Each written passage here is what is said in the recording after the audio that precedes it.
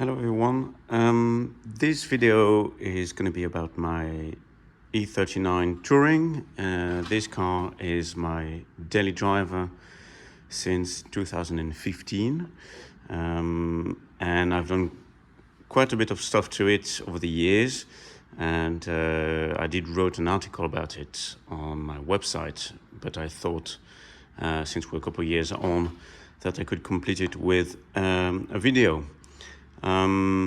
So just some basic information about the car. It's a 2000 E39, so it's a 523i with the M52 B25 TU engine, double Vanos, and it's a manual transmission car. And when I bought it, it had 200,000 kilometers on the clock, and I bought it for 2,100 euros. Here's the dog. So where to start? I'm going to start with the engine. So this is still the original engine, quite dirty because it's been quite dry and dusty. Like very reliable, like everybody know about the TUs. It has now 363,000 kilometers, still original block, non-opened. The things I did to it were the B30 intake manifold, which gives a bit more, bit more strength in the last 1,000 revs of the engine. Like below, you don't like in the lower RPMs you don't feel a lot, but it's just like when you pull through the gears that you will feel a bit of difference. Still standard filter unit, and pretty much standard. All the things that have been changed are just maintenance of vanos, steering pump. Still original on, it still has the visco coupling. All the sensors have been changed. I also recently did chain tensioner, also still a standard M52 unit and not S64. Just most things with brass breather. This is because the PC is always breaking, and I'm like, cannot be bothered. So I just made this little pith with the ears and the tabs at the back, so it holds the thing in place using the original balls that were available. I converted it to original xenon, and I also modded those to have big xenon, so only xenon lights here, and it works really well. The original lights were a bit disappointing, and when I first got those, the projectors were also completely faded. The bar as well, helps the turning. Well, I quite like it. Otherwise, the only thing that's changed is under the car there's the first muffler, so the one which is just behind the gearbox. This one has been removed, and I welded two stainless steel pipes in place. Well, mine was completely rusted, and I'm like, well, the car is very still, it doesn't make a lot of noise, so just replace those with two stainless steel pipes. And it gives a nice sound to the car, but still completely acceptable for a daily driver. It makes a bit of sound when you press on the gas, and but no drone on the highway. Other thing to mention on this car is that I did a 6-speed swap. Well, this is just the shifter, but I used a gearbox from an e39 Z4, so it's the GS6 37BZ.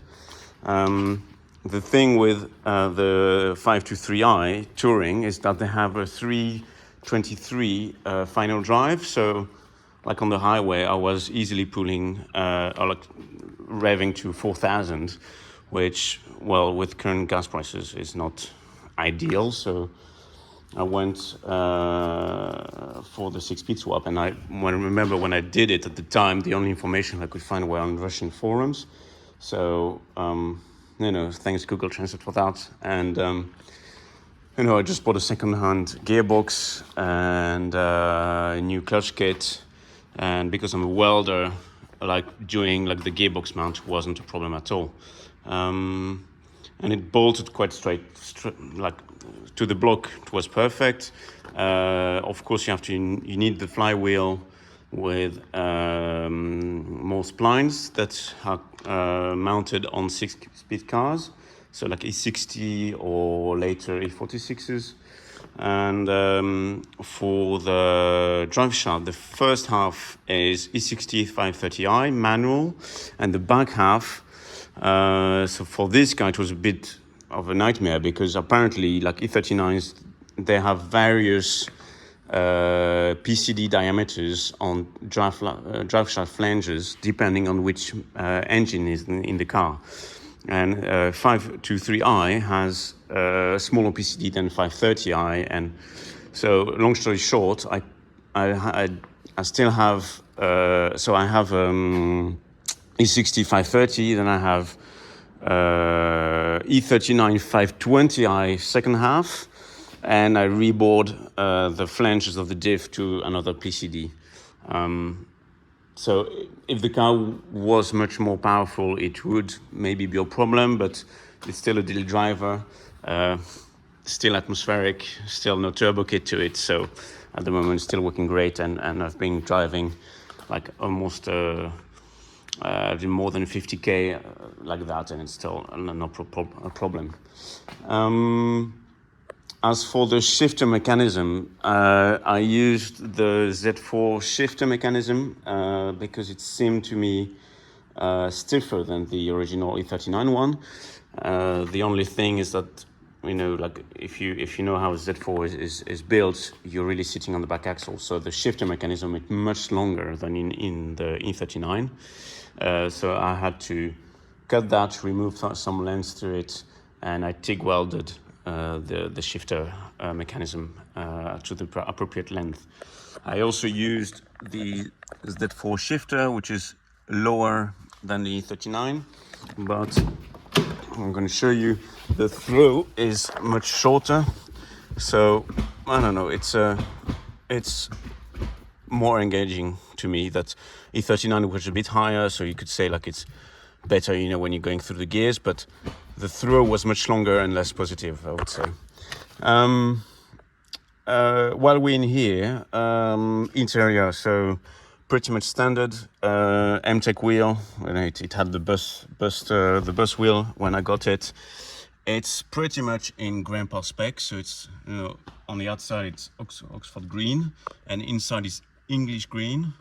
And it also came with the cassette deck, of course, in the Chinese unit now, and pretty poor spec. But as a daily driver for me, it worked. I don't really need leather. I'm also fine with cloth, and like the basic options that you need, like aircon, cruise, and decent seats. I did find the original seats comfortable for longer drives, but I always found that I lacked support. So when I found like this Recaro for the right price with the 39 rails, I just couldn't pass it on, and it's probably one of the best mod I did to the car with the gearbox, because you sit a bit lower, you're much tightly held in the car, so you have a much better feeling of the car when you're going through the corners. So yeah, and it's also like the bolsters can be pumped up and down, and so I don't know, very good seats. I'm very happy with it. Not really much lighter than the original seat, so if you think you're going to save weight there, you're probably not. Otherwise, what do we have? Chassis. Chassis. So this car came with just like standard suspension, and well, it was comfortable, it was nice, but I like to have a bit more direct feeling of the road. So I swapped to B6, B8 shock absorbers from Bilstein, mounted with Eibach Pro Street springs. So the car, if you look at it, is, well, let's say like 30 mil lower than standard. And you know, it's a good balance between like daily comfort and precision in the corners. At the back, the subframe bushing have been changed with Powerflex units. I didn't bother buying the tool for it because, well, it's like more than 300 euros. So I just made my own, like so, just a grinder, a welder, and a couple bolts, and there you go. And you have a puller for e39 subframe bushings. Whatever. All the arms are changed because, you know, over the years the bushings were perished, so they're all Myler HD all M-Forder. Brake disc 324 millimeters from Timmerman with EBC yellow stuffs and Goodrich lines. Yes, hello dog, hello. The brakes are very strong. In comparison, they're much stronger than an E46 coupe standard brakes. The car will like really brake shorter and a really like strong bite. Of course, it's not as good as if you have like fixed calipers, but you know, on the daily driver it does the job. The only problem I have is that the EBC yellow stuffs have a tendency to warp discs a bit when you use them. How to say that with enthusiasm. RC Schnitzer's Type 3s. Well, one of them I welded at the back, so it had a small crack. This one still needs to be repainted. They're 8.5 by 18, ET15. And so it's like a square stance, and it works with the balance of the car when I drive it. I'm happy with it. Good, like when it comes to grip, maybe it could have just a bit more rubber, but you know, with those Michelin PS4s, it's still a very good balance. The last thing is that I did the small changes to the front wings. I wanted to give it a bit more, you know, aggression, and like just looking at inspiration from racing cars, where you have always like they try to get rid of the high pressure air in the wheel wells by letting it stream out. And I'm like, well, it's not an M5, but so it's something different. But so I just did that with mine, and you know, I like the look of it. Initially I wanted to make it bigger, and also maybe like that the seal would follow the curve as well. But as you guys would know, you have the bottle for windshield wiper fluid at the back, so I was kind of limited there, and so that's what I did at the moment. And at the back I also treated a bit of rust on the tailgate, which was starting to show signs of rust. And I have like double exhaust pipe because, you know, 523i standard has a very small and not very menacing looking tailpipe, so that needed to be changed. And I think that's it for the tour of the car. Yeah, plans for the future. I already have conversion LSD from Racing Diffs. I still need to install it. I don't know. I was planning on testing it, maybe later go for a proper LSD, but I will see. And all the changes, well, if this one gives up at some point, maybe I'll go for B30 or just another one like 2.8 maybe, and stick a turbo to it. Who knows? But yeah, at the moment it's I would say like, oh, also like I forgot to mention, it's also running on E85.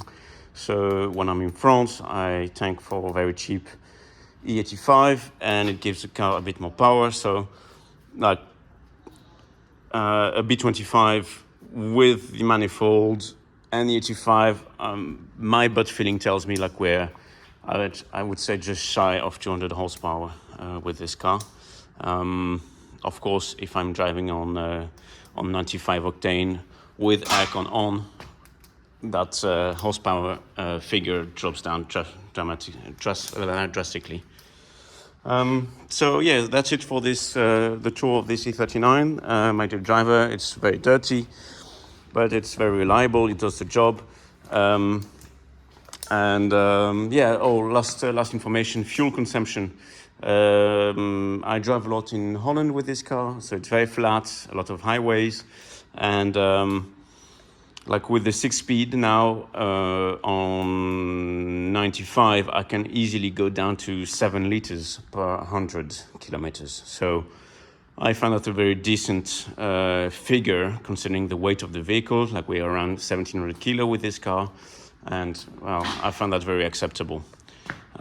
So yeah, that's it for this car. If you have any information, just drop a comment, and I'll try to answer it.